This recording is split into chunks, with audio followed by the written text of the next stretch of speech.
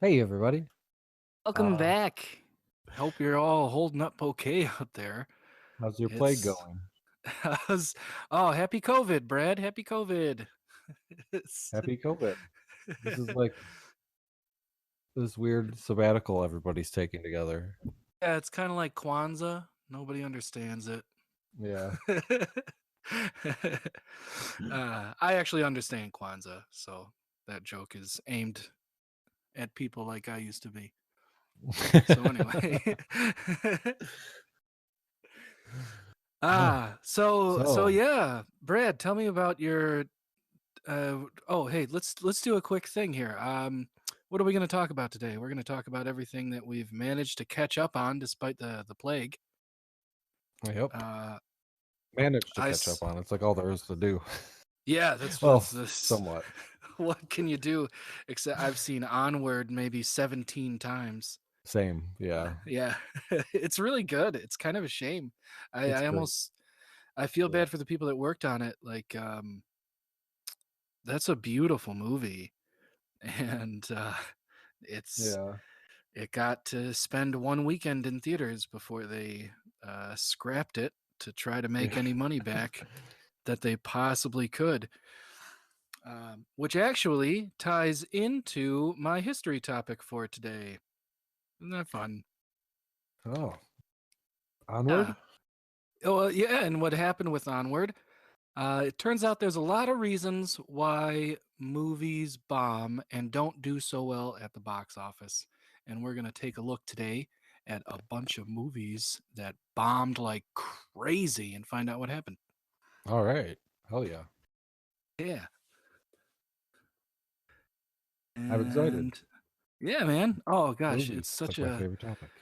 I thought, oh, dude, I know. And I thought that it would be pretty basic. Like, it would be pretty obvious what happened. Like, you try to make a movie, you try to put it out there, and then it doesn't do so good, and the end. But no, Yeah. there's a much bigger story a lot of the time. Damn. Well, I'm excited to Yeah, hear this one. yeah, buddy, we'll do it. Now I I want was to, not expecting this to be our topic. hey, so uh, now we can get into that whenever. But you, sir, went on a like whirlwind Bahamian vacation right as this plague broke out. That wasn't like a Bahamian vacation.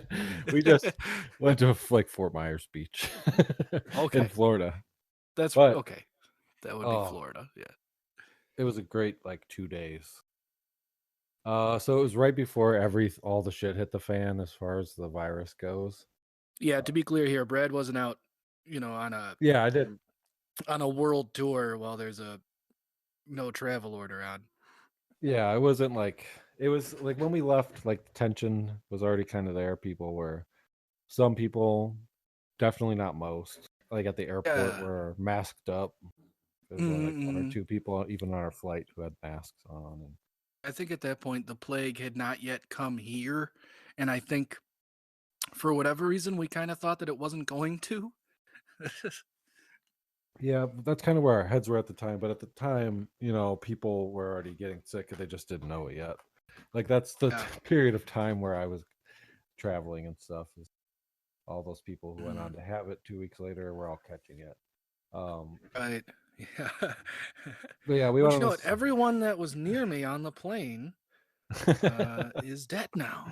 It's the damnedest they're thing. all they're all dead, and I don't feel too The good. No, I feel fine. I'm the good. the flight attendant who brought me my drink refills, she's dead. Hmm. She's dead. At the time, she even looked like a Resident Evil zombie. That was Wouldn't you know it? She died from gunshot wounds. yeah. Damnedest She thing. took 3 to the head. It's the only thing that would take her down. Had Um, nothing to do with COVID. um, but yeah, we went on this great little trip. Yeah, the whole purpose of the trip was to just go to the beach, and we beached it the fuck up. Um, Right, there's lots of like a beaching. couple Got of just lost whales. oh yeah, we just got absolutely smashed, man. We were, we were just we Like a were couple of drinking. whale burgers. Yeah. And then yeah, we come back and like our last day or the first day we're there is then when I get the announcement that in schools we're going to be closed for the rest of the month. Oh, Glad you got it in now, man. yeah, that was like 2 hours after. Oof. Wow. And then yeah, while we were there, that's when everything started like rolling out and being like, "Do not leave your house," and like Yeah. freaking it. And so since we got back, we do not leave the house. We've left a few Much. times just for necessities and booze. And Yeah, basically. my girlfriend works in a group home, and so she still has to work. So, Mm. but other than that, we're just here doing our thing. Uh-huh. But you've got a Yeah. story. You had some excitement. Well, yeah, no, it's same thing over here as I've barely left the house in the last few days, particularly, and yeah, just for necessities and like you said, the occasional boozy boo and Boo. just the necessities. Yeah. But damn, man, there's a plague on and you got to stay sane somehow, don't you? It's weird. This is a weird one. There's, somehow they managed to work it so there's about once every generation there's like a totally world-changing and life-defining event. And I guess this time it's a plague. So, Yeah. last time it was Yeah. nine That's what eleven. happens. Yeah, this time it's a plague. So, uh yeah, things have been weird. Yeah. Yeah, we moved. I lived in super duper rural Wisconsin, and then we moved to a place where there are like shops and restaurants and bars and places where I could go and be a musician. And there are like music stores here where I could maybe get a job teaching. And Yeah. uh, Hell yeah. and we were planning on starting like an event planning business, and Ooh. then the entire civilization got canceled. And so Yep. we like we lived in a Sorry. town before. We lived in a town of like between 100 and 300 people, depending on if it's like hunting season. And now that's not even a joke. And now we live in a much bigger city. And it just so happens that like as we were moving, civilization shut down. So like my wife and her mom went to find a place and they were able to like go to the mall and go to the food court. The next time they came out, couldn't do that anymore. No mall. Yeah. Yeah. Um, yeah, right. And then yeah, all the restaurants are closed except for carry out, and obviously all bars are closed, and music stores are Yeah. certainly not essential businesses, so they're Yeah. not really doing anything right now. So like just the entire reason that we moved out here has been canceled. It's all been canceled. it's all been it's all been completely stripped away as a possibility, so you got to Jesus. improvise, and we're actually doing pretty good. Yeah. Well, But that's good. yeah, no, I'd love to tell you more about it, but it's my wife and her mom's Yeah. business, and they Yeah. advertise for themselves, so they don't need me bringing Yeah. bringing their name down to my level. But they've come up with some new ideas, and they're doing some innovating as we speak, even. And Good. yeah, it's going pretty. They're doing great. I'm hanging on. No, I tell you what, man, I've built the shit out of some Legos. Me too. I've Um, just started one. Hell yeah. yeah. What do you? An essential tool in these times. Oh God, Legos. let me. Well, I'll have to like post.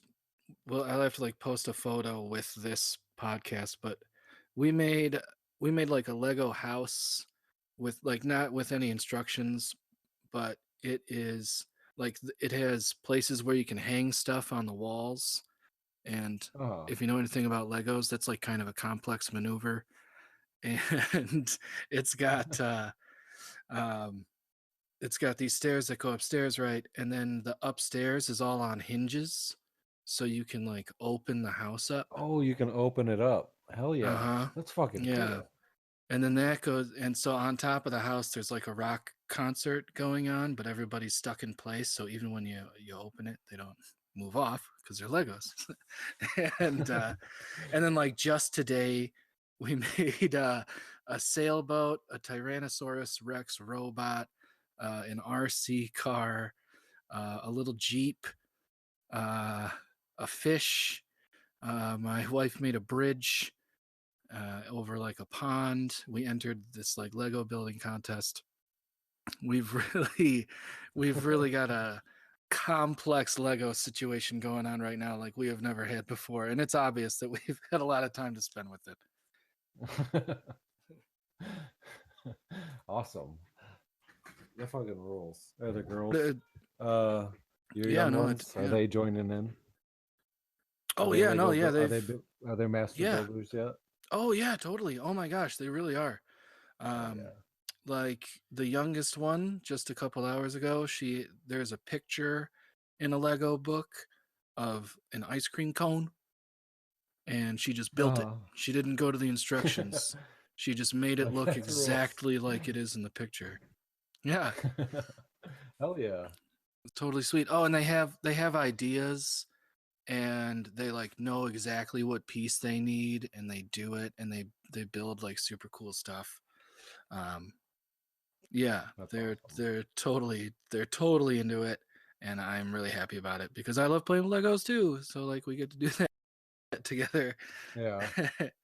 And it's such a wonderful time. If you're out there, you got kids, get Legos, because Legos will get your kids to uh be the fuck quiet like nothing else. I know. You should like I know that like the look that Damien gets in his eyes when I pull the Legos out and he's just like Mm. looks possessed. Oh, here we go. And it's because it's such a fine motor challenge for children. Mm. I think that's where like you get kids who like stick their tongues out like Michael Jordan when they're trying to fit two pieces together. Yeah. The Michael Jordans of Lego building. Absolutely. Well, and somebody's got to be Scottie Pippen. Yeah. So, Yeah. I think it's everybody wants to be Scottie. Jordan though. Right, you want to be Michael Jordan, but as a side note, Scottie Pippen does not get nearly enough credit for being like the other half of the best basketball player of all time.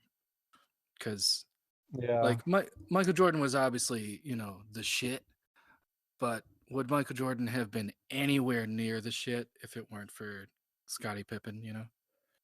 Yeah, that's true. Problem is, like, nobody's gonna tell stories about Scottie Pippen. So they tell No. them about Michael Jordan. It's kind of hard to talk him up. When I'm just like, Yeah. yeah, yeah, No, you're right. There's Michael the Jordan. trouble is that in the highlight reel, Scottie Pippen's role is usually concluded by his getting the ball to Michael Jordan.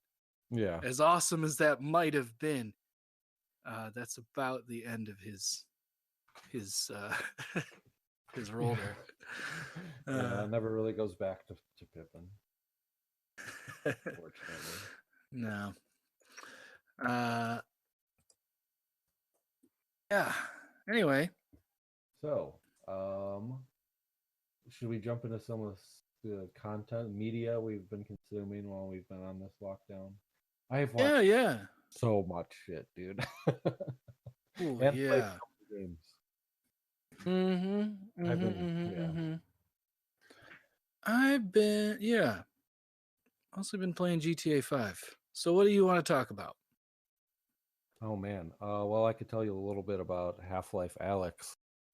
Oh yeah, I do want to hear about that. Half-Life It's Alex, the new VR Half-Life game from Yep. Valve themselves, who seemed to be all out of the video game making business, but here they are.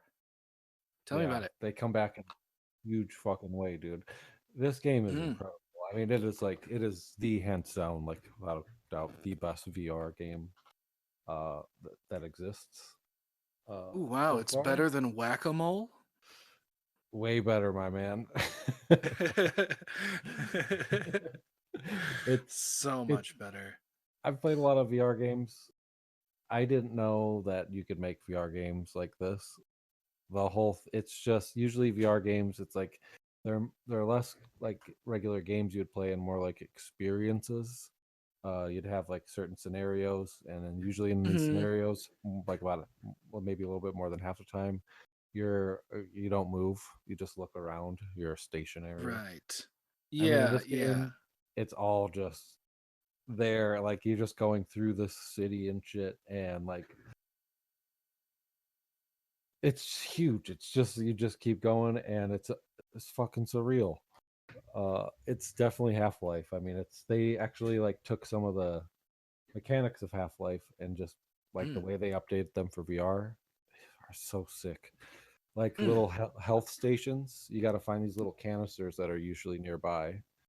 Okay. uh, Instead of just going up to thing, hitting your button, and you're charged back up, you find these little canisters with these weird alien bug things in them, and you stick them in, and then you gotta like Mm. pull a lever down, and it squishes the bug, and that bug like your hand is in place, and then these needles go into your hand, and that's what heals you, was whatever like the goo Well, made from great. this little bug.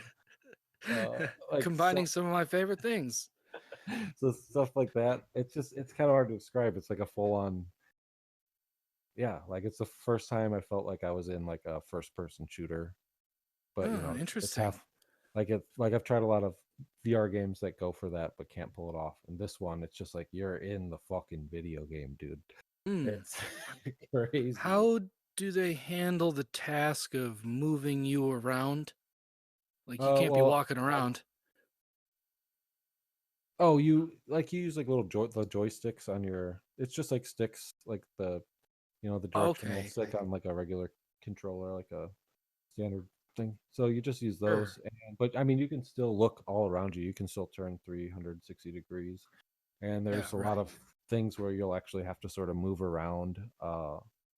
Not like necessarily walking around, but you have to like maneuver yourself around. Like in the game, you have to sort of like look behind a shelf or something, or and so Mm. you actually end up moving around and looking, and it feels completely immersive, and it's the shit. Neat. It was definitely worth building my PC for. Uh-huh, uh-huh. So is it only available on the PC? Yeah, it's VR only. Also, I Gotcha. don't know. Well, they don't really need to make it just VR, so I don't know why. Maybe someday they will have a port of it where, Orange box it. yeah. Um, But yeah. so when you Oh yeah, go okay, for it. can you like so you grab a canister? Yep, you like pick How, stuff up all around, and there's also a technique like for like sort of here you. What's your question? Sorry, I cut you off. you use your hands. Yeah, like you. Well, not like you're using your controllers, and the way you're pressing it on the controller, like it feels like it's sort of meant to like mock picking it up. Like you pull the little trigger on Okay. the opposite side of the controller, sort of like you. So you're just like, so it feels like you're picking it up, Right. even with Right, the and it feels controllers I like you're have. squeezing your hand. Yeah, and like the Valve, the VR controllers that they have that they make themselves, emulate that even more. Like it senses each one of your fingers individually. So like picking stuff up with their controllers actually feels like picking something up as far as your finger Mm-hmm. movements go. But Mm-hmm. mine still feels fine. It's No, yeah, there's Half-Life again, just overshadowing Doom. yeah, That's like yeah. all Like a they've few ever days done. after a week, yeah, like 3 days after Doom came out. Like I got Doom the day it came Yeah. out, and I haven't played it since Like, it came out. it's that's funny. Those were probably like the reviews for the original Half-Life. Were like, forget Doom.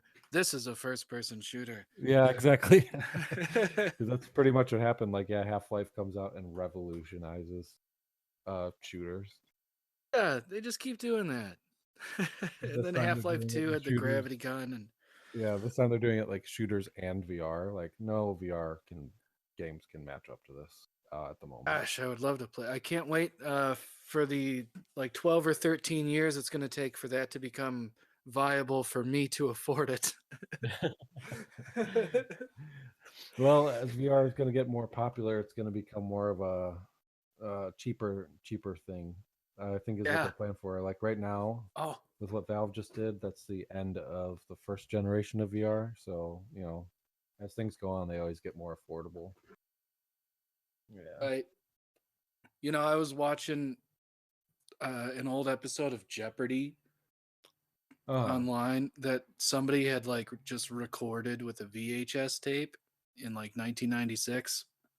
And so it had all the commercials on it. Thank God. Hell yeah. Hell Oh, yeah. it was such a trip. I gotta And do that. I gotta so go back.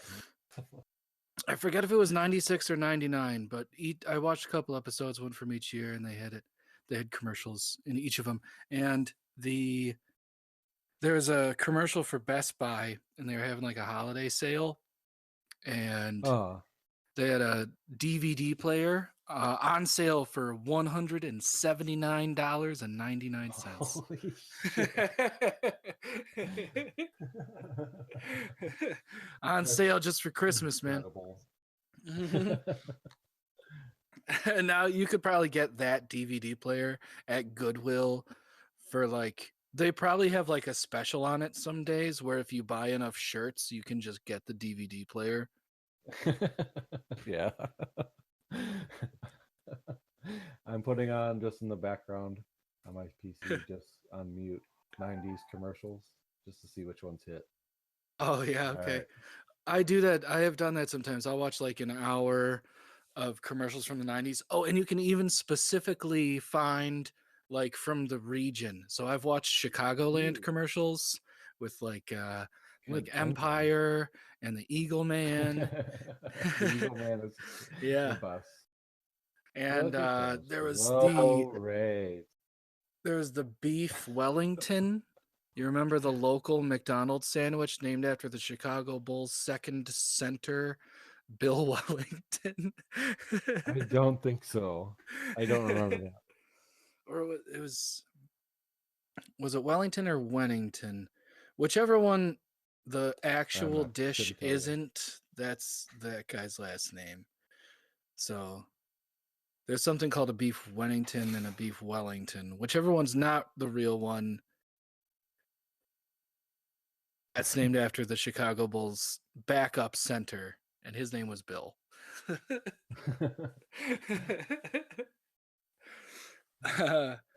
um, yeah, $179.99.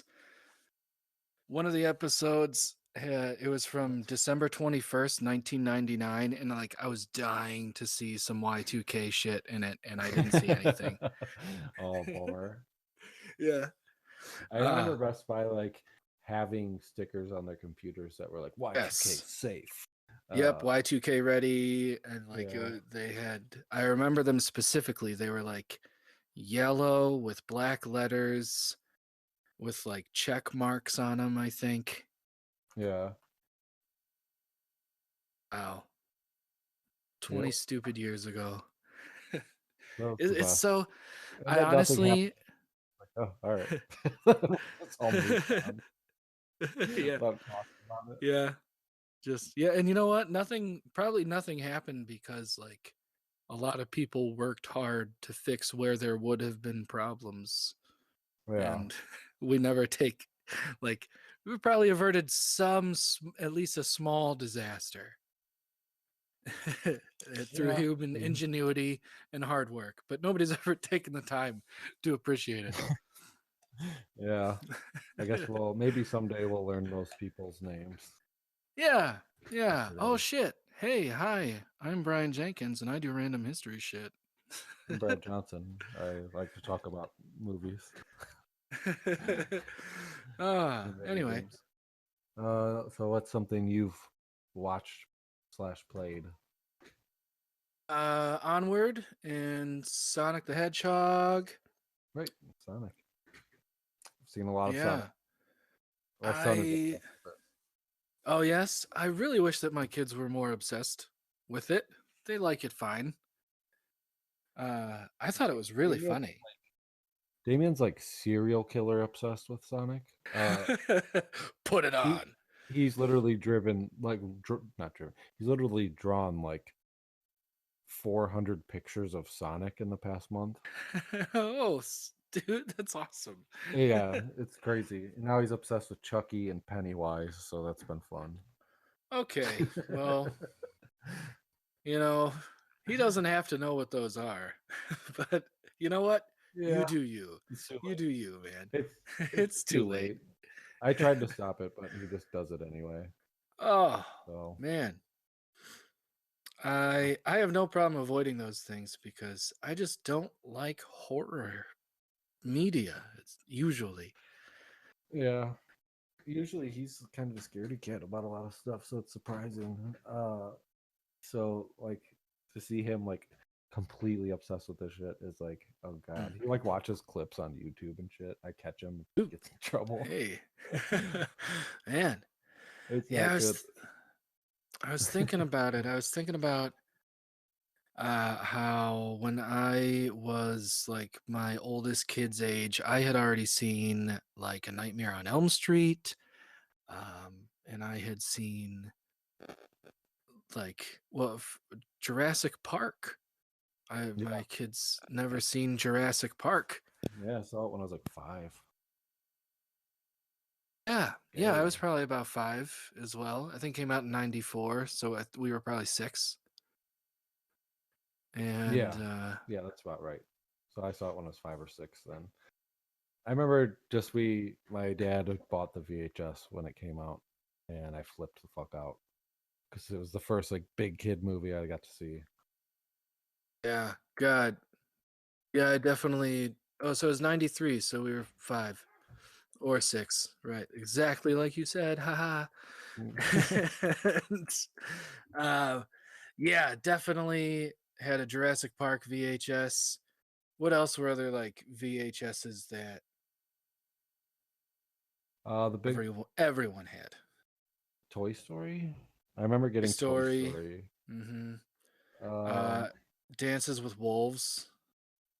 Dances with Wolves. Yeah, everybody had Dances with Wolves. Fucking Still never seen everyone. it. I've never I've never not seen. seen a copy of Dances with Wolves in someone's VHS collection. I have it. I've never We have watched it. that movie, and I have it. Neither have I. Yeah, I've never seen it, but we have had it since I was a small child. I know that it is Well, I very mean, long. yeah, and yeah. What What else? other what other movies? I guess Star Wars. Most people had Star Wars, Yeah, Star Wars or got some released like a version of it. few times. Yeah. Yeah. I had it, and I wasn't even like a Star Wars fella. I currently have, Brad Johnson, for you. I haven't told you this Mm. because I've been meaning to give it to you. I have the original trilogy on VHS, and Oh shit! I don't really want it, and I thought that I could give it to you, and I want it. you would like that. I would I've only got well, one of the tape, the original, well, see unaltered. sir, it is yours. Fuck yeah! Thank you. My pleasure. I will have you know that I got it at a thrift store for a fucking dollar. That's I nuts. got it. The thrift store down the road from our last house sold VHS tapes 3 for a dollar. So they sold me the original Star Wars trilogy box set for a For dollar. a dollar. And that seemed That's okay to awesome. me. Like I might That is, never watch them, and that's a hell of a deal. yeah. Though I highly recommend watching them. Of I know course. you're not a Star Wars guy. You should No, now that the whole thing's complete, go for it. yeah. Maybe it is time to give it another try, give it another go. It's been a long time since I watched the original Star Wars movies, and maybe I could watch them through a different lens. I never took the time to appreciate what a change Star Wars was for movies. Yeah, I didn't. I never thought about it in the context of it being sort of the first of its kind, yeah. The which way I it's look at not, it, like and it is. the original, it's not my Mhm, favorite of them, but I mean, like with that context, like that there'd never mhm, been a movie like that before. It's an mhm, incredible watch. Just mhm. imagining what that was like to see, like, what the fuck is happening on the screen, like, Right. like literally having no concept of how they did it. because how they did it was just like incredible. But then like the next one, Empire Strikes Back, that's like one of the best movies ever made. It's not just incredible for its time or anything. Yeah. That's incredible storytelling. I So think good.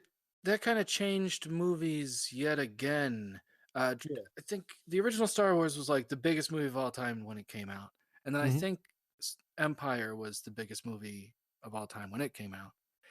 And even if it wasn't, it was close. And with Empire, it created the ultimate um like spoiler, Hmm. uh like The creative the spoiler culture. yeah, right, with the Mhm. Vader being Luke's father. If you found that out before you saw the movie, that was like the ultimate letdown, because that was, yeah, it was a huge shock. Yeah. And so it was like, as soon as one person found out, nobody would ever forget. It was Yeah. such a boom, just a moment in pop culture. Like something nobody saw coming. Right. No, it's very special in terms Mhm. of like the public memory, for sure. And I can appreciate that. And I think maybe it would be time for me to appreciate that in a way that maybe I never Yeah. have.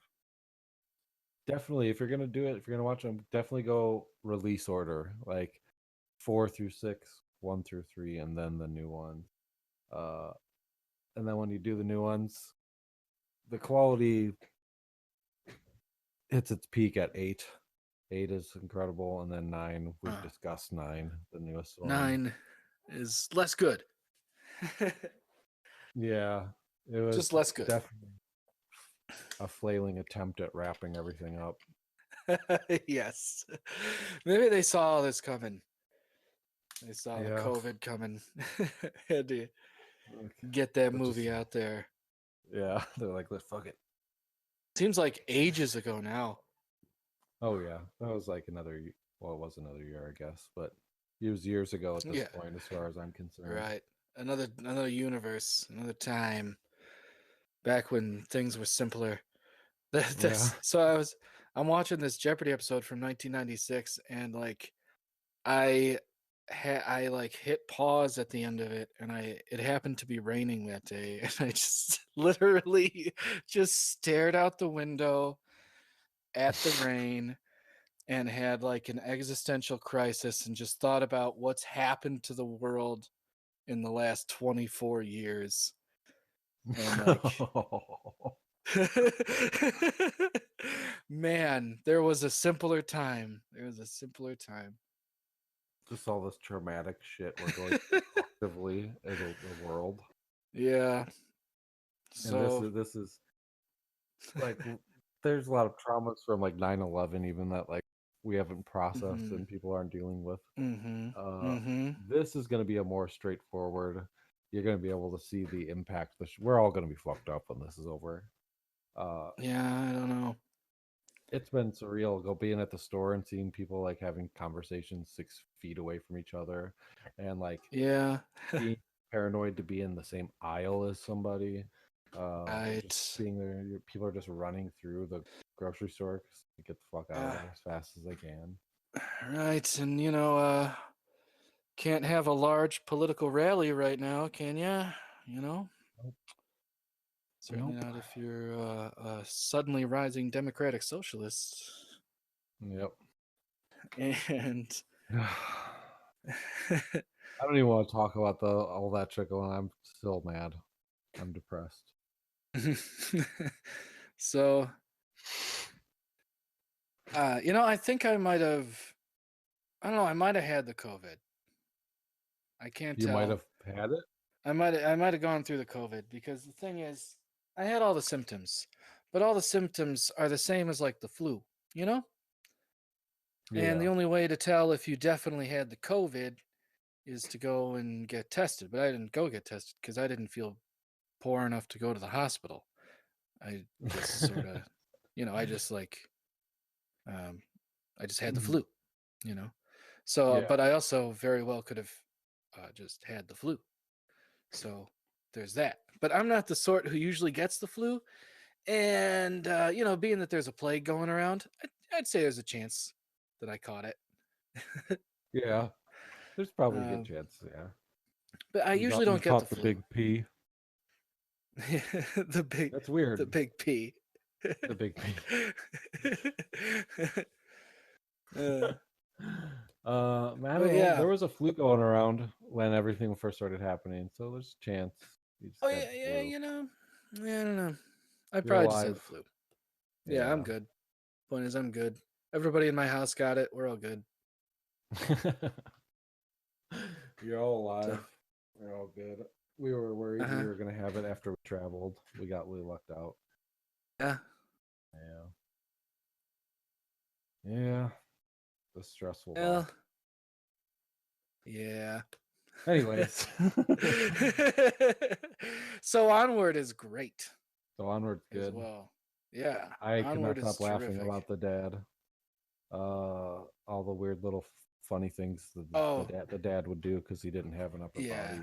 Uh-huh. I didn't laugh so hard at the part when they're in the gas station and he does that like look, uh, where the little fairy thing says something to him, and the way he sort of turns, it makes it look like he's looking at her with attitude.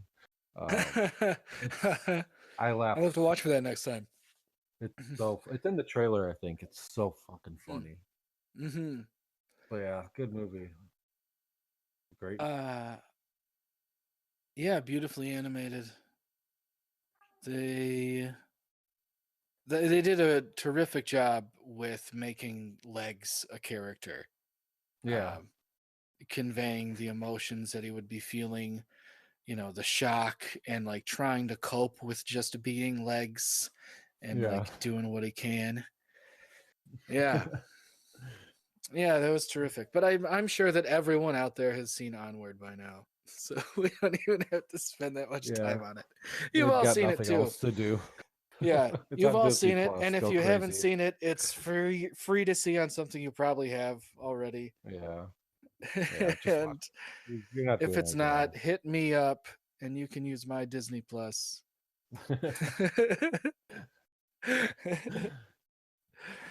uh, um, what else have I done? Oh, I got the new Resident Evil. It's awesome. yeah. Yeah. I haven't finished it yet. It's a remake of 3, so Resident Evil Nemesis. Mm-hmm. Damn, it's great. I mean, it's no Resident Evil 2, but it's pretty fucking close. They basically took Oh, the most insane mechanic from 2 and turned it into a whole game. I don't know if ooh, you've played the Resident Evil suddenly 2. switching camera that throws you off. No, the camera in the remakes is normal. It's like a Oh my regular god! FPS camera. It just follows behind you. There's no I wonky angles. refuse to believe that. Ooh, That's what makes a Resident Evil game a Resident Evil game. I'm not a Cinematic fan of angles that that are camera. difficult to cope with. Yeah, that just make controlling it unimmersive and hard. Uh, Yeah. but no, 2 and You 3 were both didn't have wonky angles. if you are heading in one direction and then the camera angle changes in a Resident Evil game, you can keep holding that direction and be okay. But if you Yeah. want to adjust, like based on the direction you're already holding the stick relative to the character, that will not work at all.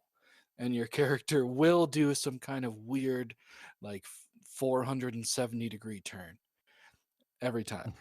Yeah, it's the most frustrating thing in the world. It's very unimmersive. There's not a lot of people who would turn around in a situation like you do Yeah. so much Yeah. in a Resident Evil I game. Well, all right. I'm glad and sad that they fixed it. I yeah, will say. it was definitely a product of its time, them trying to be like, let's try something new. And Yeah, just try to be not giving cinematic. it up. They took them like 4 games till they gave it up. And then several Devil May Cry games as well. Oh yeah, that's right. That's how Devil May Cry is too, isn't it? Yeah. Man. But I love those goddamn Resident Evil games. I didn't really give too much of a shit about Resident Evil until 7. And 7 was Mm. like the big game changer of Resident Evil. Good thing they kept making them. Yeah. I think 7 is one of the best Finally games got you. ever made. It is flawless. Talking about Resident Evil 7. What system is or was that for? I don't know what number they're on or how their That system one is works. PS4, Xbox One / PC. Um, and I play through it like twice a year, just because it's so fucking good. Mm. Yeah, it came out a few years ago, and it's the scariest fucking game ever made. It's frightening. It's horrifying. Hmm. Scariest game.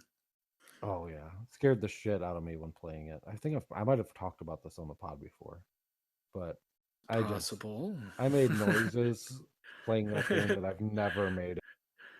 Before or since. For real. I uh, was just wow. full on guttural screaming at Mhm. the first quarter of that game. Horror experience. just just as you're playing, just why don't Oh you yeah. stop, man? Every night we would have to talk ourselves into keep playing it. When it was time to play, we were like, all right, are we doing this? Yeah, let's do it. And slept with my lights on, dude. Like the graphics are incredible in the game, and like you're in this creepy, rundown mansion in the woods in Louisiana, like the swamp, like you're out in the middle of nowhere. And there's this family, and they're all fucked up, and you don't know what's going on with them, but they're all like cannibals, and they look like ghouls. They just look all fucked up, like they're and So you just start shooting them. I wish it was that simple. There's more. There's just so you're this guy whose wife somehow connected to these people, and she's been missing for like a year / years. I'm not sure exactly. And you go there looking for her because she sends you a video telling you to come like save her, come get her, and you do, and you get trapped in their house, and you gotta like get out and also save her by the end of the game. And each quarter of the game, you're going up against a different member of the family. It's like two older people, That's husband fun. and wife, and then they're grown adult kids. Well, just one of them you go up against, and then there's also this little girl who you're not really sure what the fuck's going on with her. I don't want to spoil it. I'm And guess is she like the big boss? she, oh, yes, she's basically, got powers. she does, And which is weird for a yeah. Resident Evil game. You think she's a Hmm. ghost for a long time in the Ah, game, but she's got this weird virus um, that makes her ghost-like. And virus that makes her ghost-like. yeah, so the first half of the game is like Texas Chainsaw Massacre inspired. Each quarter of the game is inspired by like a different horror movie. That's The fun. first is Texas Chainsaw Massacre, where the dad, his name is Jack, and he's sort of hunting you around the house, trying to find you while you're looking for the different pieces to the puzzle to try to unlock the door to get to the next part. Well, And you got to it's take care of that guy. horrifying. And he's just like walking through the walls and shit because he's like super powerful. You Mm, come to find out that they're like indestructible. Basically, they can die momentarily and then they just come back to life. Like you can like cut them, and well, good. you can like cut them down the middle of the chainsaw, and they'll be back at it. Uh, so and Sounds then like a event one-line fix. yeah. The second quarter is inspired by like The Thing, sort of. Oh, great. Third is sort of inspired by Saw. Um, Mm, mm. and then I at some fucking point, when you go in the basement, there's these big mold monsters, and they're fucking terrifying. And that's all I'll say about it. It's that's incredible. all I have to say about It's that. incredibly. I highly recommend it. Highly recommend. Well, Yeah. I do like a good scary game, but I can't think of many that I've played. And you talk Did you about them all ever the play? time. Yeah, I love them. I Maybe love I them. should like maybe I should like listen to the things you say and then later on think about them again when it's time to make decisions. Uh, I- I'd recommend huh. basically any of the Resident Evils. They're all great. Well, I would imagine there's a reason they've made like 100 of them. Yeah, I'd be doing something right. yeah. Like Call of Duty. Obviously, those are the best games ever made because there's so many of them.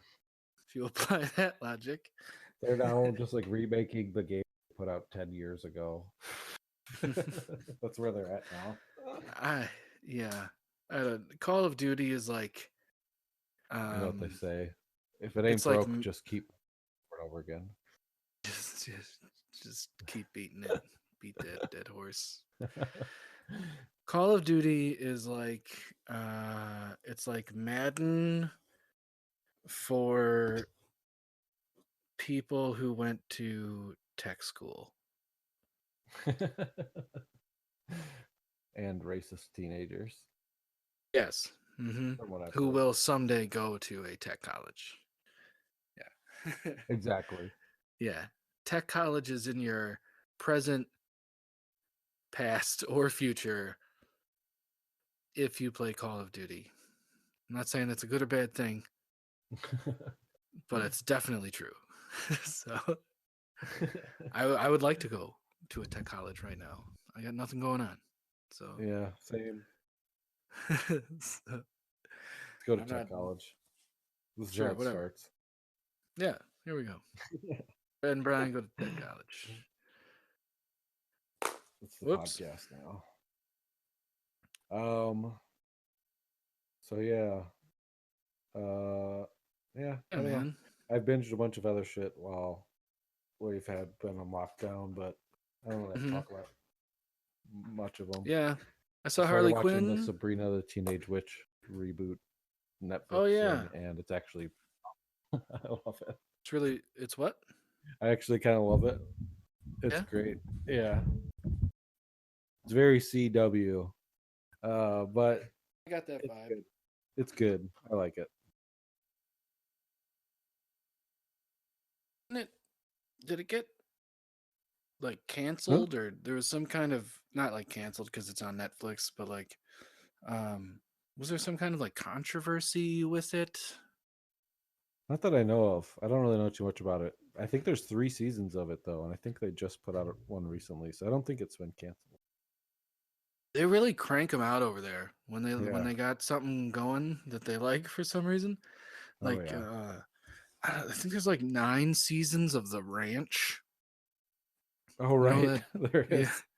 I don't, They I've just never seen that show. I don't intend to. I got sucked into the entire first season. I honestly did. Did you?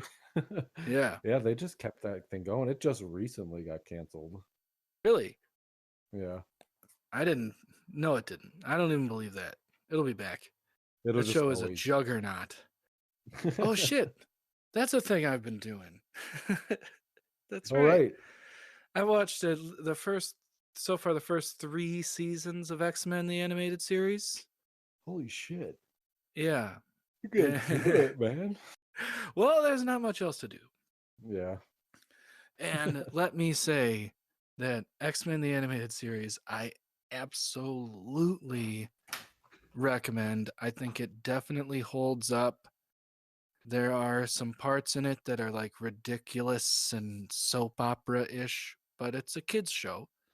So you kind of let Yeah. that slide. But there's so many times when you're watching that show that like the ideas presented are like, you're like, this is a kids show? This is a kids show right now? Like there's the Jean Grey and Scott Summers, who is Cyclops, they like can't get time alone because they always have like a mission to go on. And Wolverine is like in love with Jean, but she's with Yeah. Scott. So the and like just the idealistic differences between Magneto and Professor X and them being Yeah. presented as obvious Malcolm X and Martin Luther King sort of parables. Mm-hmm. It's like heavy Yeah, shit and to like put in a kid show. yeah, totally. And so, like somebody dies in the first episode, like one of the X-Men dies. Do they? Which one Yeah, dies? his Is it name is Long Neck? Morph. No, it's not Morph. Long Neck. Long Neck is the greatest mutant in the history of that comic series. Long Neck just has a slightly longer than normal neck. That is it. That's his power. He can't, it's not a power. He can't grow his neck or shrink it. It's not strong. It's just He's just handicapped.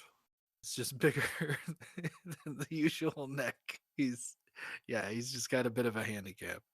I don't know if that counts as being a mutant. That might have crossed the line. Seems kind of like a super weakness. Well, I will say that later on they do the Phoenix saga, and they do it so much better than either of the movies that attempted it. I think X-Men 3 and then X-Men Dark Phoenix were both aimed at doing that storyline. And they left out a lot of stuff that kind of makes it make sense. Yeah, And they the movies seemed pretty reluctant. Yeah, Digging they didn't want to into get this. into the space stuff. Yeah, Mm-hmm. it's a bummer because I mean it's a fucking cool story, but Yeah, there's a reason that it's like there's a big story in comics. yeah, that was like a game-changing moment. Totally. Mm-hmm. Yeah, that's why they keep coming back to it as source material. But no, it's They on the keep, show. It's so good. They break it. It's a 5-part thing, so it's basically a movie. Yeah. Yeah, Otherwise, that would come out to be a movie length. yeah, and it's not the best movie ever, but it's definitely one fuckload better than either of the Yeah. previous Phoenix Saga movies. So I do recommend that. Hell yeah. I'll have to jump into it. I'll see if I can get the. That's how I'll see it the most. Oh yeah, dude. If I can get it, then it's on. I wanna get my kids hooked on it. It's so good. It's got like political intrigue and like complex ideas and romance and action and like Sex. deep and sex, lots of mutant sex, and like there's like deep introspection and like in the first episode, so Morph dies because Cyclops decides to like leave us to like flee a situation, and then they don't go back for him. Oh.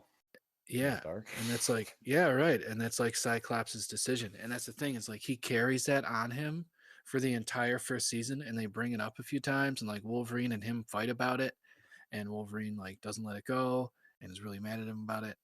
And then like at the end of it, there's a sort of similar situation, and Cyclops comes back to save Wolverine and does. And so like Oh. that's his character arc over the first season. So It's like. and again, kids show. Yeah. Well, shit. Yeah. Yeah, that's like heavy shit to put on a kid show. Yeah. Absolutely, man. Yeah. God damn. Mm. So we don't run out of time. Do you want to? Should we move on to history? I can move on to history. Yeah, we're doing a weird sort of schedule. Usually Brett and I record around lunchtime ish. Yeah. And this is our It is first. Yeah, nighttime. Yeah, it's Super Ego Amigo After Dark. Yeah, baby. I've actually been drinking some rum this whole time. Got a bottle of tequila here that I actually have not been drinking. I had You a should have coffee. been drinking it. I should This have. might be our new schedule for now if that works with for you. Tuesday nights seems to be what's going to work best for me for the time being. And if we're If going to we be can, getting drunk, I say we go live. ooh, we should go live sometime and record that. That's a good idea. Oh yeah, Good idea. All yeah. right. Next, we'll do it. We're gonna get drunk live. We're gonna stream this shit. Quarantine drunken live stream. Hell yeah. Why not? Sure. I'm in. You want to do it? All Count me right. in, sir. And even if I'm not actually getting drunk, I'll pretend like I am to get you to do it. That works too. Hey, a fresh drink, ready to consume a little bit of movie history. Hell yeah. So, yeah, I guess combining our favorite interests here Yeah. today with this particular topic, uh, this all started when a little thing popped up recently on the internet here and there. Maybe you saw something about it. It's a movie called Trojan War from like 1997. Do you remember that? No. Okay, so Trojan War I'm was. googling. Oh yeah, no, here, yeah, Google it up. Oh, I know which So movie this is. yes, you I've probably seen this saw it movie. on like Comedy Central or Yes. something. If you like stayed home from Yeah. school, you would have saw Yes. it I like in know. the middle of the day. Yeah, I've So seen this this, several times. Okay. yes, that movie had a budget of about 15 million 90s dollars, and it made $309 at the box office. But how? Right. That's the question. How does that happen? Like, there have been some big bombs over the years, and you may have heard of some of them.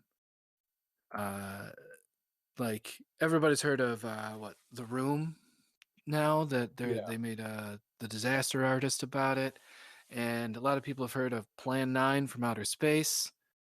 Um, and these are like big box office bombs that now they have a cult following because people have like come to love them. Um, Yeah. but like a movie that makes hundreds of dollars at the box office, that's like you'd have to try to get people to not see it. Like, Yeah, people would like accidentally see the movie right. and give it a go. it Yeah, it doesn't make any sense. It has to be like a deliberate steering of a film straight into the ground, like a drunk suicidal pilot. Uh, and we're gonna talk about some of those movies in a minute, but first, let's examine some of the most infamous bombs in filmmaking history. Hell yes. So there's a couple of kinds of bombs. Uh, these first ones are movies that you maybe have heard of because it's a big budget movie with a decent marketing campaign, well known actors, a director you've got a chance of having heard of. Most importantly, a wide release. According to Box Office Mojo, whose opinion of this apparently matters, 600 theaters is the benchmark for a wide release. Basically, so that's a movie that's playing all over the country. Yeah. And let's start with a favorite of mine, Ballistic X versus Sever. I know of this movie. I've never seen it. Never, never have I ever seen Ballistic X versus Sever. And I didn't need to because I saw the trailer. I'm sure it had that piece of music that goes like push the tempo, push the tempo. Like I feel like that it's it's or that's the name of the game. Definitely yes. Before they knew how to cut And trailers properly, basically. that's all I needed. That's all I needed. So B:EVS or BEVS, as we ballistics call it, was made in 2002 on a $70 million budget and made 20 of it back. Ooh, not shit. not Okay. not $20, 20 million. Obviously, a movie making $20 would be ridiculous. Yeah. It stars Lucy Liu. Remember, this was like peak top time for Lucy Liu, 2002. And Antonio Banderas as dueling assassins who team up or something. It made $7 million on its opening weekend. It debuted at number 4 in the US and then slipped by 4 spots and 61% of its earnings in a week. Seemingly, yeah. And that's what happened is, well, word of mouth and reviews came out. They didn't let people review this movie before it came out. They knew it was a clunker. Yeah, that's always a good sign. So seemingly people figured out that it was a noisy, cliche-ridden, incoherent, poorly made movie with bad performances and a stupid name. Roger Ebert said of the name problem, there's nothing wrong with the title Ballistic X versus Sever that renaming it Ballistic would not have solved. Ballistic X versus Sever has the rare distinction of being one of only a few movies with a Rotten Tomato rating of 0%. But at 118 reviews with an average rating of 2.6 out of 10, it is currently the single worst ranked movie in the site's history. Oh shit. Yep. Is it really that bad? God damn. It's well, apparently I want to see it. Right. I kind of like 118 different reviewers all said that it was shit. I'm definitely gonna see this movie. Yeah. Roger Ebert went on to say that the movie's top secret super weapon, which is like a nanobot that can get in your blood and stop your heart or stroke you out, is totally stupid and unnecessary, and they should have just used a poison dart and spent the extra money on feeding poor kids.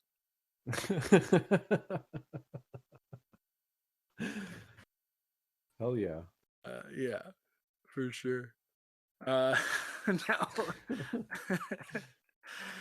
okay, so now a movie I want to talk very briefly about is Waterworld. I think Waterworld we've talked about maybe very briefly about it. In the past, so I just want to touch on it. In case somehow you don't know what Waterworld is, it's an epic action movie with real sets rather than green screens and CG environments. It's really happening. It's like a Mad Max at sea. The whole world is water, and some people are looking for land, and one of them is Kevin Costner, and there's a prophecy, I think. And then they maybe find a map tattooed on a kid, and it was filmed in 1994 in the open ocean. It had the biggest budget of any movie made up to that point at around $175 million plus marketing, and it only made $264 million at the box office. Now, while it sounds like it more than broke even, when you consider the cost of distribution and marketing, it probably did not. But then Waterworld went on to be one of the best-selling VHS tapes in history. That's another one that I would say. Ooh, I didn't know that. Like everybody had, and yeah, it totally was. I know that my parents had a copy of Waterworld, and it's one of the biggest successes in video rental history. It's gotten a Blu-ray release. It's spawned theme park attractions that are still open to this day. Well, they would be, except like there's a plague on. And it's kind of become a big success over time. So I think Waterworld. It's nice when that happens.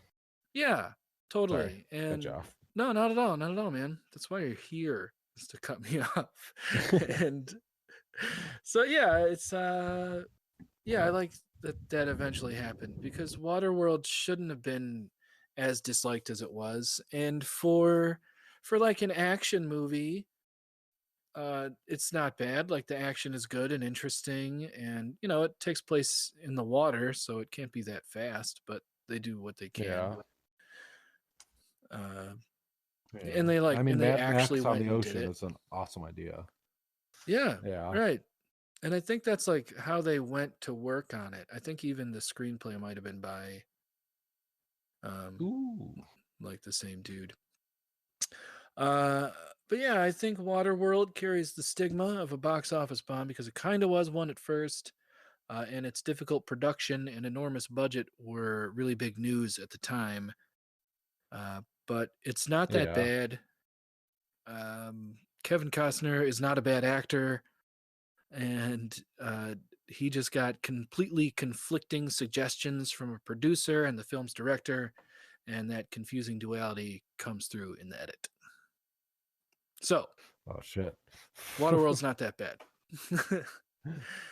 uh, Now, before we move on to the second type of bombs, those big intentional czar bomba type of absolutely nuclear level failures, we're going to talk about maybe the biggest bomb in the history of wide release films, The Adventures of Pluto Nash. I knew that's what you're gonna say. Yeah. I think that it has gone on to be surpassed. I think if you look at like the math of Yeah. like what's the biggest bomb in terms of like budget versus what was made back and everything considered, I think Immortal Engines, or maybe it's called Mortal Engines. Ooh. Mortal Engines. Yeah. I know what game you're talking about. Yeah, that I think that that's technically a bigger bomb now than Pluto Nash. But now Congratulations Pluto to Mortal Nash. Engines. Yeah, check it out. Pluto Nash. Pluto Nash, the Eddie Ooh, Murphy film. Correct. yes. Okay. Yes. Pluto Nash stars Eddie Murphy as, I think he's like an ex-smuggler turned nightclub owner who like has to fend off the mafia on the moon. And then the bad guy turns out to be a clone of himself. So it's got a lot going for it. It's like got a cheesy concept, poor performances. I think Eddie Murphy was coming off like a series of flops. Yeah. And also it's a movie where there's like multiple Eddie Murphys in it, which I think at that point had become kind of like like it had a A weird stigma to cliche it. of his. Yeah. Yes. Uh-huh. That was like all he Uh was doing at that point yeah, was just starring in movies that movies with he. himself. Yeah. Ever since the Nutty Professor was somewhat of a success, he's like, well, I can just make movies by myself. Play every character. On a production budget of around $130 million in 2002 money, that's 80 in initial production, 20 million on reshoots, and an estimated 20 to 30 on marketing. The Adventures of Pluto Nash made back just over $7 million in box offices worldwide. Jesus Christ. Joe Pantoliano, who played Cypher in The Matrix, and a character called Mogan in Pluto Nash, said of the latter, "You usually can't tell when a movie is going to be shit, but on that one you could." He went on to defend director Ron Underwood and said the movie turned out better than he thought it would. Ron Underwood directed Tremors, City Damn. Slickers,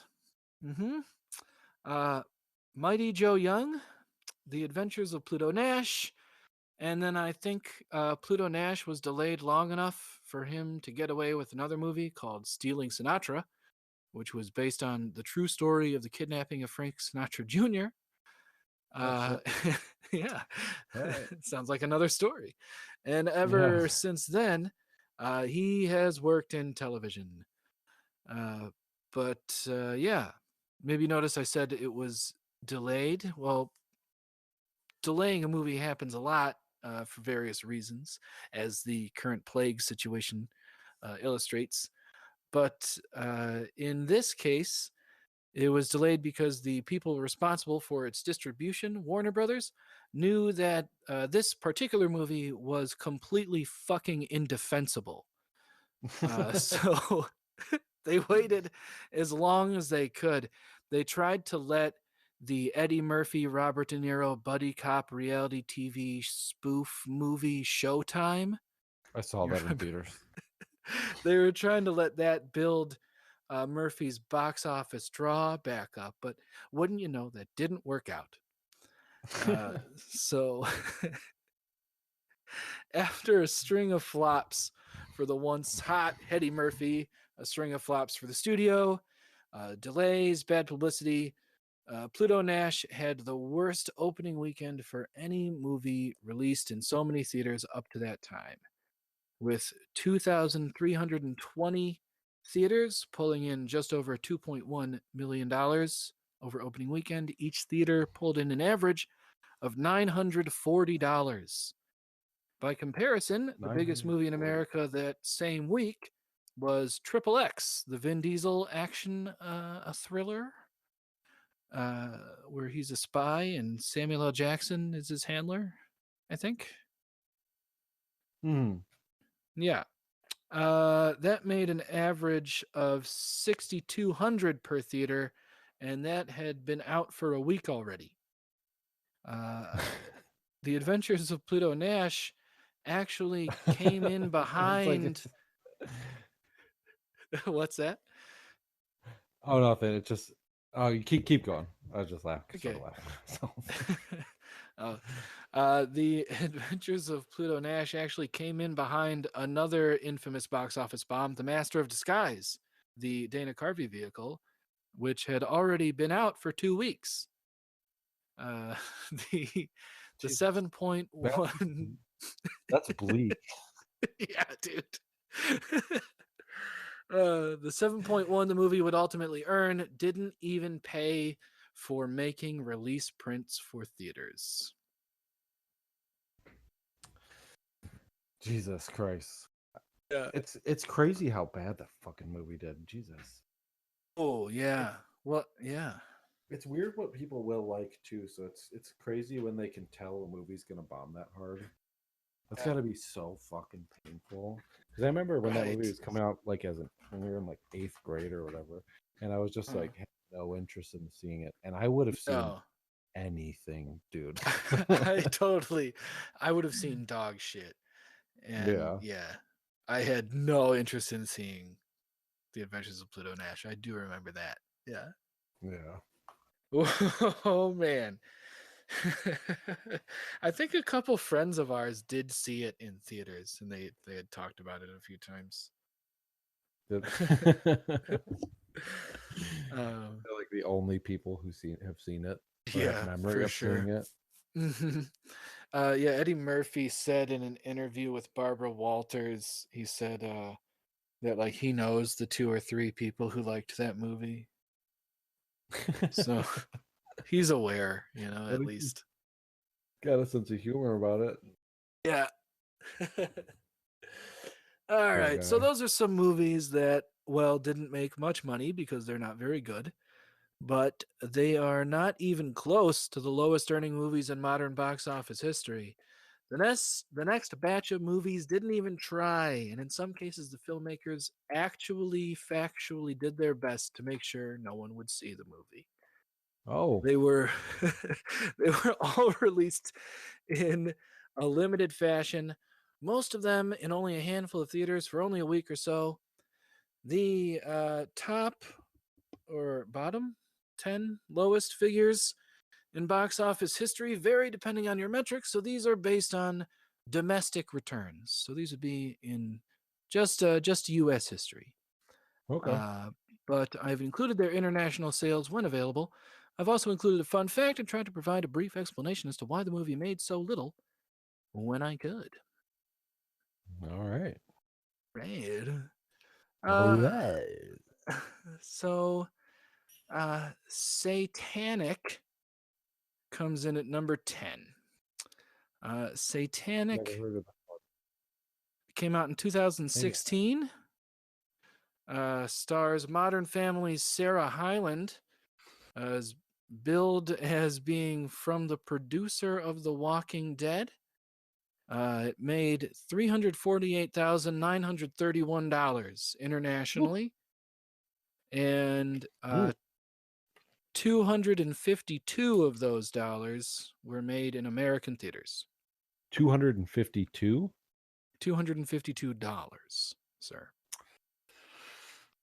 Yikes. Okay. Now, what I understand is that what happened here is, well, something that I'll reveal it later on, but basically, um, you got to think about what contractually qualifies as releasing a movie in theaters. It has to play in at least one theater, right? Right. Something, it probably depends on the contract. But hey, let's move on here. We've got Pretty Okay. Village, Pretty Flame, made in 1996 and pulled in $211. Whew. It's a pretty huge Congratulations. hit. Yeah. In its native Serbia, it was a pretty huge hit. It's a dark comedy taking place during the Bosnian Civil War. And it probably doesn't help that in every image of the movie I've seen, someone is holding a Confederate flag. Oh, okay. Like an American Confederate flag. Yeah, yeah. Okay. I'm sure there's like a cultural difference, like maybe just because they're rebels, Yeah, maybe they're, attaching to, I don't know. I couldn't tell you. Uh, Now, what happened there is Pretty Village, Pretty Flame was released with like an extremely limited release, to be so that it could contend for an Oscar. Okay. Basically, like Academy of Motion Picture rules say that for something to be considered for Best Picture, it has to play in like New York and Los Angeles for like a week, something like that. Okay. Gotcha. Yeah. So that said, here's Mummy, I'm a Zombie. Came out in 2014. The sequel to Daddy, I'm a Zombie, made. I haven't heard of either of these movies. Wouldn't you know it? Well, I hope Daddy, I'm a Zombie did well enough to warrant a theatrical release, because the North American total, that's across all the nations of this continent, for Mummy, I'm a Zombie was $120. Taking a big dip now. $120? Yes, sir. That Whoa. is correct. Uh, Apparently, it it probably did okay in Spain. This is a Spanish movie, as in from Spain. It received a wide release there and press, and it played in lots of theaters, and it probably did all right. So Hmm. All this right. didn't do well over here at all. Then there's The Objective from 2008, made $95. We are now below $100, my man. This is just getting dark. It's Vision's going it's fuzzy. The Objective was directed by Daniel Myrick, one of the directors of the Blair Witch Project. Oh, okay. Was this Yeah, before or after? What year is it from? 2008. Oh, okay, so this is significantly after Blair Yes, Witch Project. It's like 10 probably years later. about 10 years after. Yeah. And that's the thing is, Daniel Myrick had a big success with directing the Blair Witch Project, which had like a budget of 60,000 and then made a ton of money. Yeah, it's And made so that's all the money. yeah, that's kind of the lane he stayed in, was small budget films. Okay. And this movie, uh, well, yeah, it made $95 in America. So it must have just been, for some reason, required to have a bare minimum of a theatrical release, because in Morocco, it made $2.25 million. Oh, okay. Yeah. Were they maybe they were making it for that audience, that market? Yes. And then for some reason, that, spoiler alert, I'm going to tell you in a few minutes. For some reason, they just had to do some sort of the bare minimum of a US release. What the hell is that about? So, Yeah, that's moving weird. on. Yeah. So why would you have a movie only make $95? Why wouldn't you try a little bit? I feel like if I made a movie and got it to play in a theater, it would make more than $95. Yeah, same. Like if I could record something on my iPhone and make more money than that. Yeah, like, at least because like people I know would show up. Yeah. This guy had no friends, sounds like. Apparently, Daniel Myrick has literally been making movies out in the woods alone by himself. Uh, so, in The Objective, some soldiers in Afghanistan discover a sort of like Bermuda Triangle situation, I guess is the Okay. plot. So, another interesting fun fact is that I kind of want to see it. You like the Bermuda So, Triangle? I like, yeah, I like supernatural conspiracy shit like that. I just find that That's kind of my jam content too. interesting. Yeah, like Yeah. Close Encounters of the Third Kind. Ooh, magnifique, you know? Oh, best fucking Yeah, movie. right. So Oh, so fucking good. slow and so nerdy and so perfect. So Yeah. good. Number 6, Dog Eat Dog from 2009. Uh, played at Sundance, Oh, and then it got picked up by IFC, and IFC played it exclusively at the New York City Theater, the IFC Center, where Dog Eat Dog made $80. $80. So like 8 people went to go see it. Yeah, maybe like 8 to 10. I don't know. Depends on how much it costs. It was 2009, so Yeah. here's so now the top 5. Here we go. Top 5 Paranoid Girls from 2015 made $78. $78. Yeah. Now, Paranoid Girls is another Spanish film, as in, again, like from Spain. Yeah. It's a comedy whose director, Pedro Del Santo, thought that his movie was a contender for an Oscar, namely that for Best Foreign Film. Oh no. However, yeah. Well, however, Spain had already sent another movie to the Academy. So, in order to qualify for consideration, Del Santo personally financed a week of showings in Los Angeles County and invited Academy members to watch it. I take it they didn't like it. It was not nominated. No, I don't know what that says, but it was not nominated. And so he actually, that one gets kind of a pass because that did well in Spain. That's another movie that like did well in its market. And then it just wasn't supposed to be seen by a wide American audience. So, Oh, so it okay. wasn't. Now, we're moving on to Confession of a Child of the Century from 2012. You ever heard of this? No. I ask because it stars Charlotte Gainsbourg and somebody named Pete Doherty. Pete Doherty, like the musician? Yes, that Pete Doherty from like British Music and Kate Moss. Yeah, he's in the Libertines. Yes, yes, he Uh, was. he's like a vicious heroin addict. Yes, yes, he is a notorious drug addict, and a true rock star, if there are any left. Oh yeah. Uh, so Basically, yeah, he's famous because of how many drugs he, like how often, like how big of a junkie he was. uh, so Confession of a Child of the Century played at Cannes.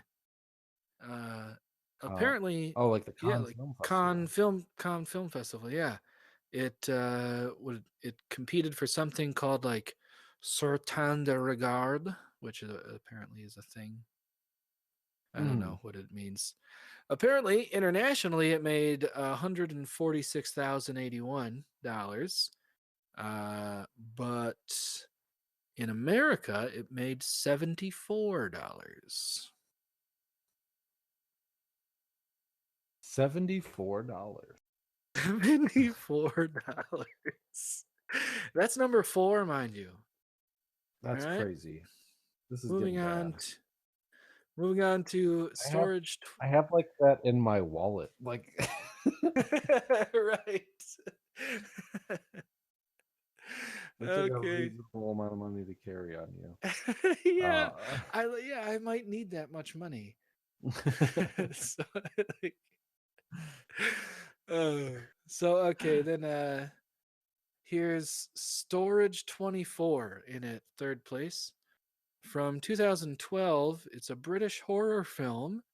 It actually, considering its budget, it did pretty good internationally, making $646,103. But it was very low budget, so like it made yeah. its budget back internationally. Uh, Magnolia Pictures had the rights to the movie in North America and was contractually obligated to show it in America before they could put it on TV. Uh, they So they they did so. really just wanted to put it on TV. Yes, It's weird. they It's a weird figured. approach. Well, they figured it was going to be a lot easier and cheaper to make their money back if they just, Okay. paid for it with advertising. Yeah. Then, yeah, than if they like, Okay. right. So they played it in one theater for one day, And how much literally. money did it make? $72. $72. Yes, sir.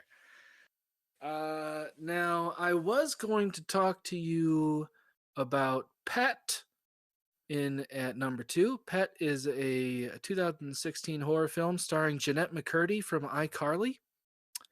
That's Carly's friend, who's also they do the thing together. Yeah. Well, she's in this, and Pet is I guess it's a movie about I think she gets held captive beneath an animal shelter by some obsessed fella. Yeah, What is this movie called? it's called Pet. I Okay, look, I've never man. heard of I this one. doubt. I doubt it. Yeah, it had Yeah. a $63 domestic opening. Yeah. Um, but and so for a while, it was the second lowest grossing movie in box office history. But just recently, it's had some more showings and kind of gained a cult following, as these things do. And currently, its worldwide total is sitting around $22,000. I don't think that Right. that's anywhere near making its money back, but Yeah. there you go. So, yeah. Um, Now, Trojan War, what happened with that? Well, not every movie is like Trojan War. Trojan War is kind of a unicorn in these things because Trojan Mhm. War was both a big budget movie that was intended to show in many theaters and do well, but it was also an absolute clunker. So, uh, let me just give a brief description of Trojan War. It stars the older brother from Boy Meets World, Yep. and the incomparable triple threat talent of Jennifer Love Hewitt. Now, you may have seen this movie on Comedy Central if you stayed at home from school. Yeah. Will Friedle, the Boy Meets World guy, gets a shot at having sex with his longtime crush, played by Jennifer Love Hewitt, and has to find a condom. So shenanigans ensue. He gets like beat up and arrested and stuff. That's the plot. That's the movie. Then he He's realizes just trying to find a rubber. he's just trying to find a condom so he can fuck Jennifer Love Hewitt. And then he realizes that he doesn't like her so much and runs into the waiting arms of his longtime friend, played by Marley Shelton, who is, I looked it up, she's still working. She's still doing good. You'd recognize her if you looked her up. I had a budget of roughly $15 million. You know, if you want to. Yeah, a budget of $15 million. And then they had a test screening. And this is again Warner Brothers. This seems to happen to them a lot. And yeah, they had a test screening, and usually these things go a lot better. And this one didn't.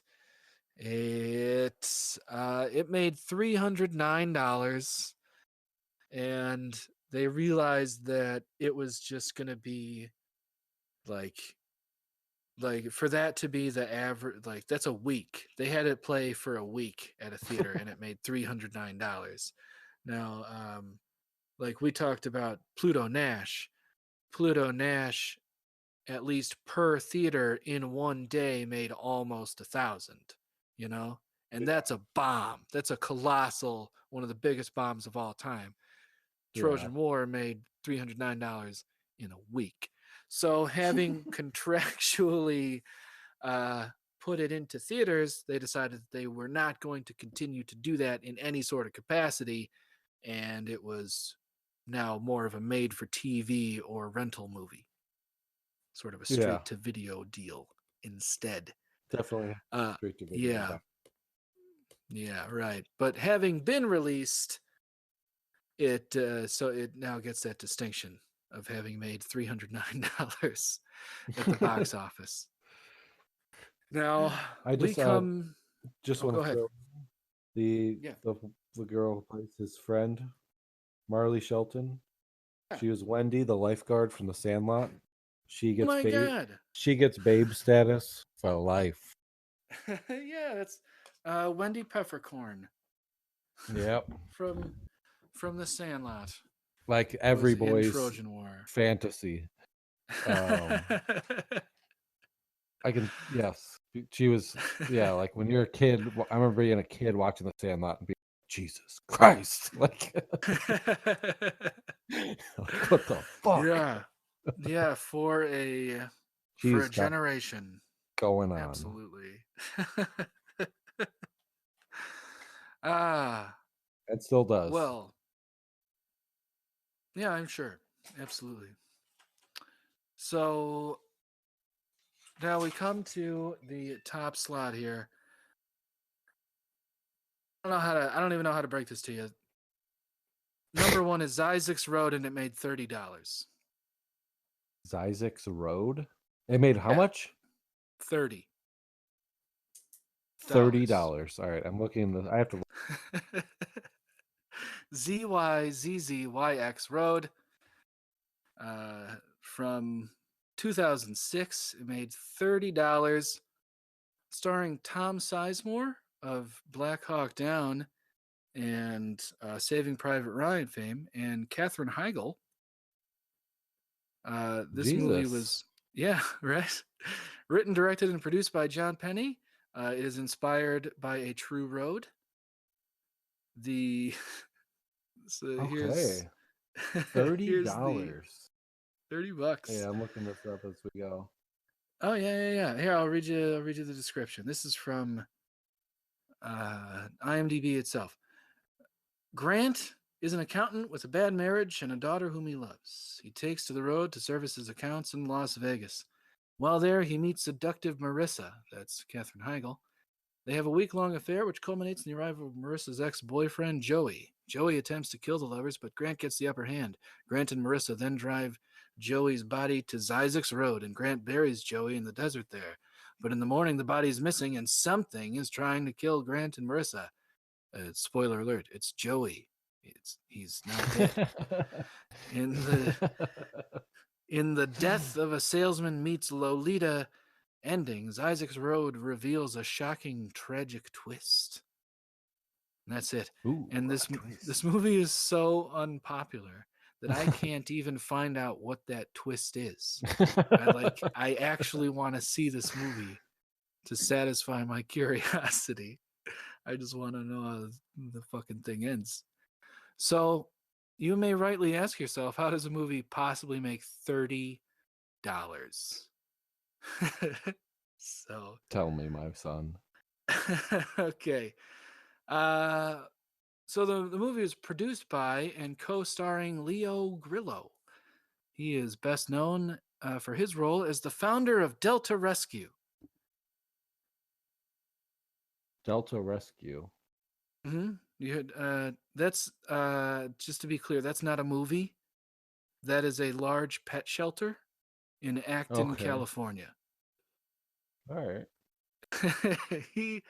So this was once upon a time, back in the early 2000s. Leo Grillo, who had a bit of early career in acting when he was just a boy, he wanted to make animal movies, but didn't quote want to do fucking Benji.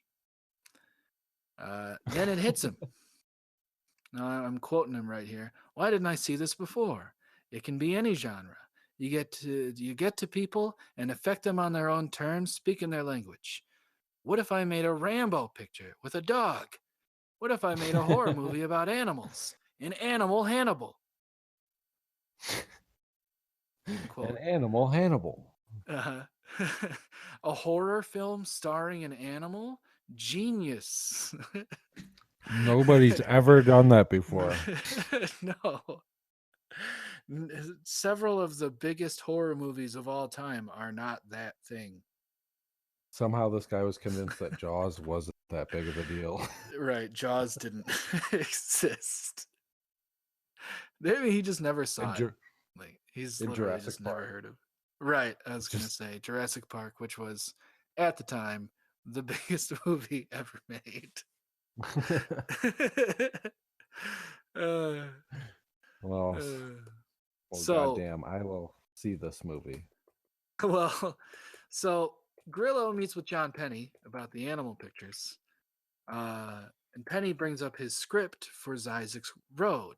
And this is Zizek's Road is not an animal movie. They were just talking and he just brought up something he was working on. And Grillo loves it and thinks that this could be the big hit that they need to put the butts in seats and to pay for the animal movies. So they raise some money. They get Katherine Heigl, who at the time was a bit of an unknown, despite having just landed Grey's Anatomy, and Tom Sizemore, who was supposed to be the big name, the box office draw, if you Yeah. will. Sizemore, again, best known for his roles in Saving Private Ryan and Black Hawk Down, but also for being a woman-beating drug addict who's been in rehab and jail for the better part of the last 2 decades. Uh, now, said That's their safe co-producer, bet. that's their boy. Well, hang on. Said co-producer and casting director Valerie McCaffrey at the time, quote, "In Hollywood, you can be bad and still be able to work. It's an industry that forgives very quickly. As a casting director, you think it's a risk, but as a producer, you think, well, people know who Tom Sizemore is."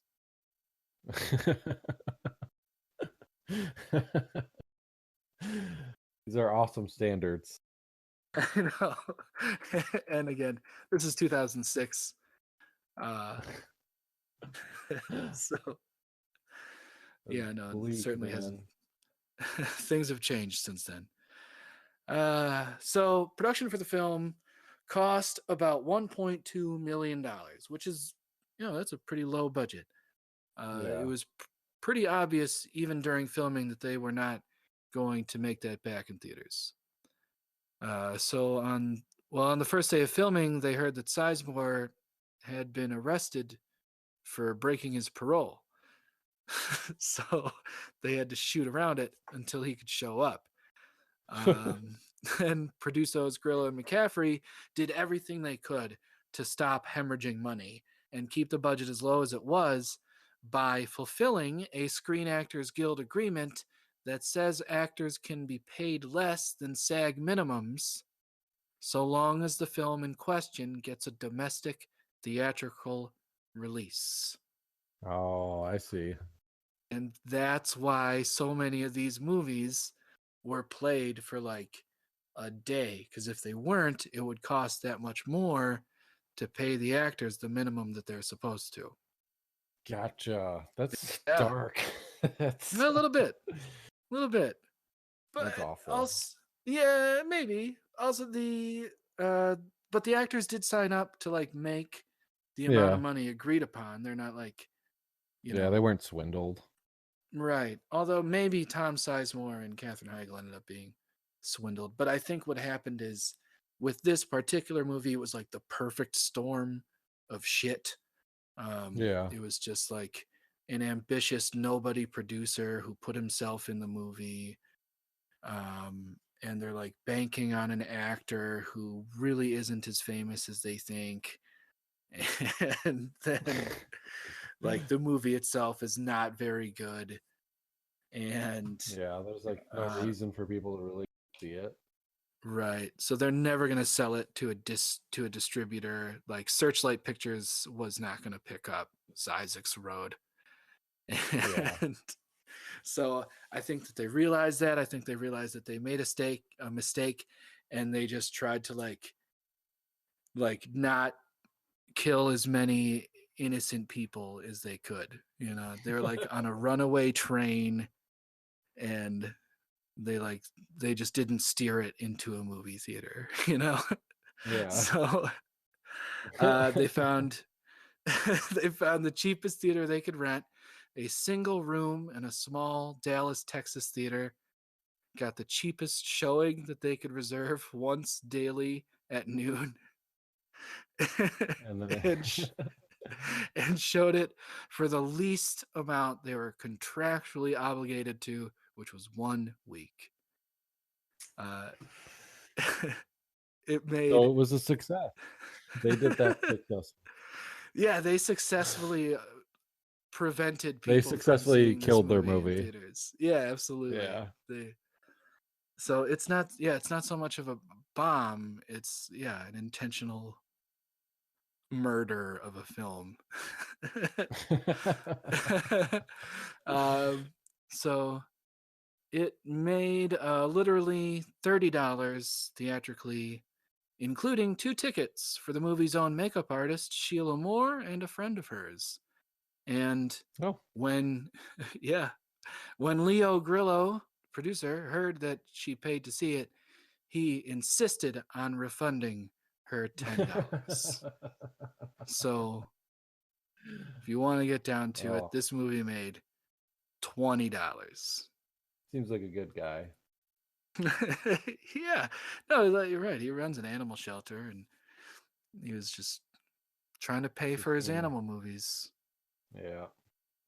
And I bet even then he was like, and we'll use that to fund the shelter, like, Then we could save the tigers. Right. So there you have it. Sometimes a movie is ballistic, X versus Sever, a big budget monstrosity the producers can't let go of, so they promote it and put it in every theater in hopes of making as much back as possible. And sometimes a movie is Isaac's Road, a well-intentioned misfire whose producers realize has gone dramatically wrong, so they try to put it down as quietly as possible. Yeah. And in this quiet death, these movies have achieved something their makers probably never thought possible: immortality. Yeah. Sometimes it backfires in a okay way. Yeah. In the I guess in the postscript, the epilogue, is that Zizek's Road has gone on to, through rentals and at home sales and foreign markets, it has gone on to make almost $400,000. So it's about a third of the way to Oh making yeah. its. Sarah pulled in. All right, sorry, cut us off. Hey, no, it's But okay. I've got to go anyway. Yeah, no, so I'm sorry. no, that Nick, was a good place Sarah to. just pulled in. That was a good place to end. All right. We just did it. We've been yeah, we pulled it off. This is how we'll do things. We're getting drunk next time. Sorry to cut this off so fast. I gotta go like right now.